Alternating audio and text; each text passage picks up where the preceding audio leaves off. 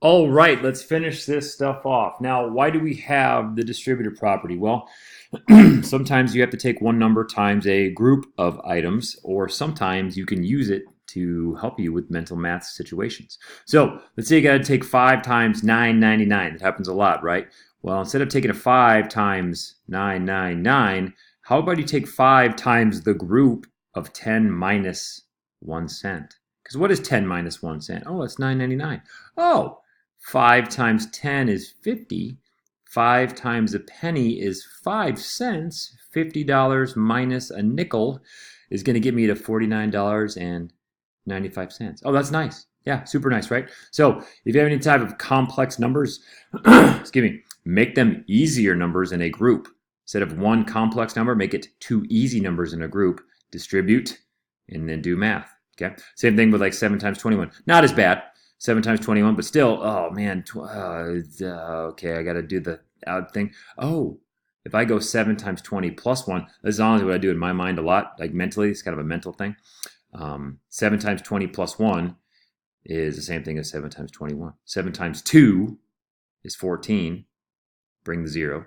7 times 1 is 7. 140 plus 7, 147. Boom, there you go. Use a calculator, double check. All right, so those are some mental math uses. Okay, make the not as easy number into an easy group to multiply and then distribute. Now, combining like terms. This is like nightmare mode. Okay, this is like worst case scenario. Sometimes you need to multiply two groups or you need to combine two groups to get a final answer. So look at this. I have a triple distributive. I got to go 5 times this times this times this, and then add it to this group, this times this times this. So if you do order of operations, you got to do the multiplications first.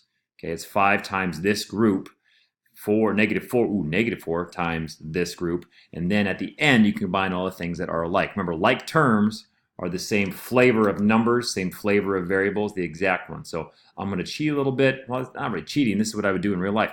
I'm going to copy and paste, and then I'm going to do one multiplication at a time. So you would become a 5x. Okay, and the 5 times the 2y would make it a 10y. Then the 5 times a 9 would make it a 45. Okay, sweet. That group has been simplified. 5 times u, 5 times u, 5 times u.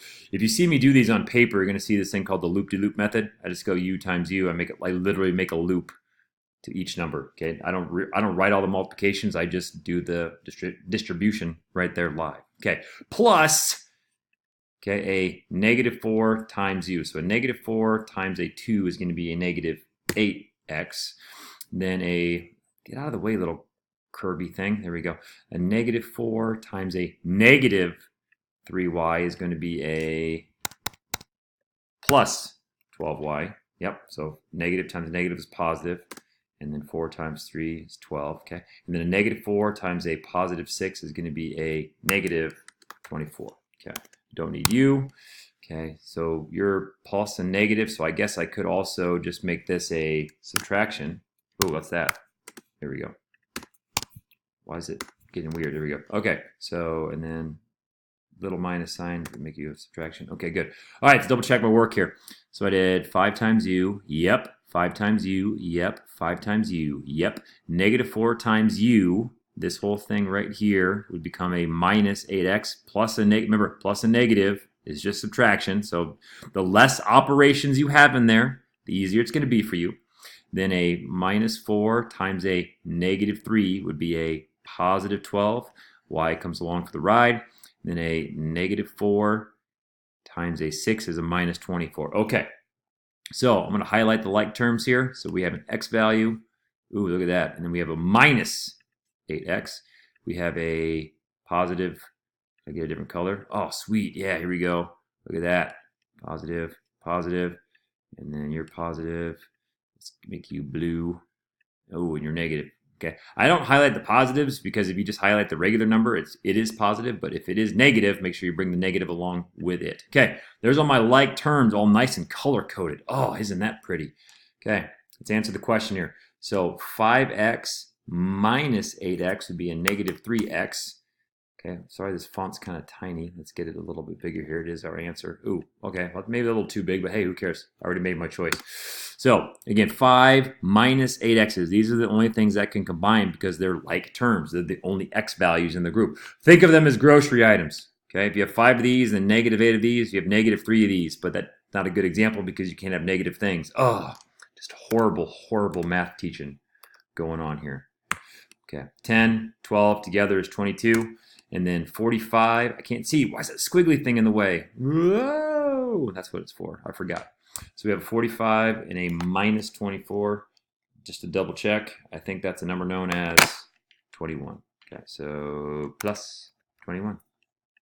Okay, there we go, all done. That's a worst case scenario. You have to distribute 3 things and then distribute 3 more and then combine like terms. Luckily, I don't think we have any of these in Schoology.